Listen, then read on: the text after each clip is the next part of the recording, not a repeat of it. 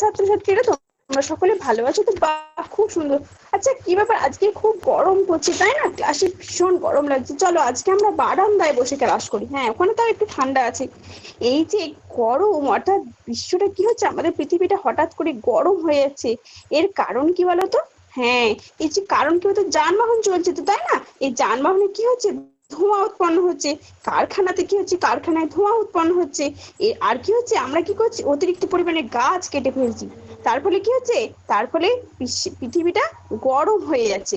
আচ্ছা, তোমরা দেখেছো শীত প্রধান দেশে দেখেছো মানুষরা কি করে, ওখানে তো ফসল চাষ হয় না, তাই কি করে, কাঁচের ঘরের মধ্যে তারা চাষবাস করে। কাঁচের ঘরের মধ্যে কিভাবে চাষবাস হয়, এই যে কাঁচের ঘরে যে চাষবাসটা হয়, সূর্য থেকে ওই কি হয়, আলোটা, এটা তাপটা কি হচ্ছে, কাঁচের ঘরের মধ্যে প্রবেশ করছে, কিন্তু সেটা বাইরে বেরোতে পারছে না।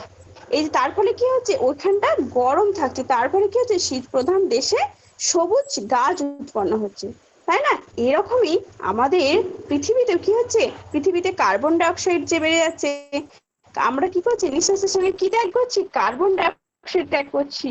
আর কি হচ্ছে, এই যে ফ্রিজ থেকে আমরা এসি ব্যবহার করছি, ফ্রিজ ব্যবহার করছে, তার ফলে কি হচ্ছে, সিএফসি গ্যাস নির্গত হচ্ছে। সেই গ্যাসগুলো কি হচ্ছে, আমাদের পৃথিবী থেকে একটা লেয়ার তৈরি করছে, একটা আস্তরণ তৈরি করছে। তার ফলে কি হচ্ছে, ওই গ্যাসগুলো কি হচ্ছে, এই আস্তরণটাকে পাতলা করে দিচ্ছে। তার ফলে কি হচ্ছে, এই সূর্যের যে গরমটা, সেটা কি হচ্ছে, পৃথিবীতে প্রবেশ করছে। তার ফলে কি হচ্ছে, আমাদের বিশ্বটা গরম হয়ে যাচ্ছে। এই যে গরম হয়ে যাচ্ছে, এটাকেই বলা হয় গ্লোবাল ওয়ার্মিং বা বিশ্ব উষ্ণায়ন।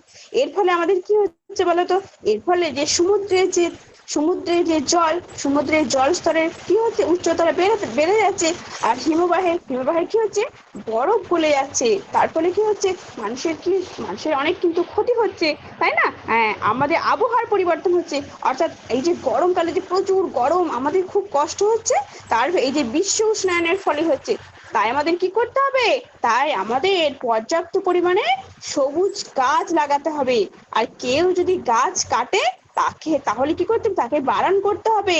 এবং এবং তার পরিবর্তে, একটা গাছ কাটার পরিবর্তে আমাদের আরো বেশি করে কিন্তু গাছ লাগাতে হবে। আর মানুষকে কিন্তু প্রচার করতে হবে।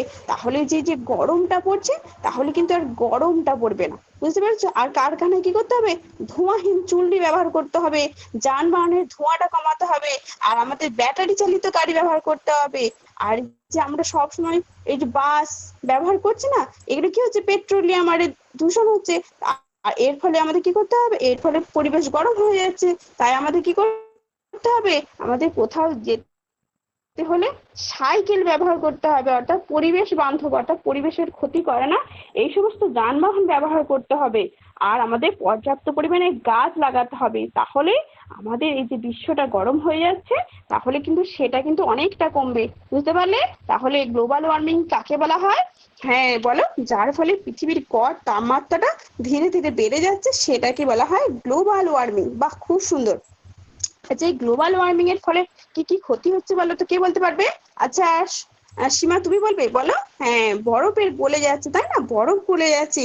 আর কি হচ্ছে, আবহাওয়ার পরিবর্তন হচ্ছে, হঠাৎ হঠাৎ আবহাওয়া পরিবর্তন হচ্ছে। তাহলে এর পরের দিনে তোমরা গ্লোবাল ওয়ার্মিং এর ফলে কি কি হচ্ছে সেটা সম্পর্কে একটা প্রজেক্ট বানিয়ে নিয়ে আসবে, ঠিক আছে? আজ তাহলে এ পর্যন্তই।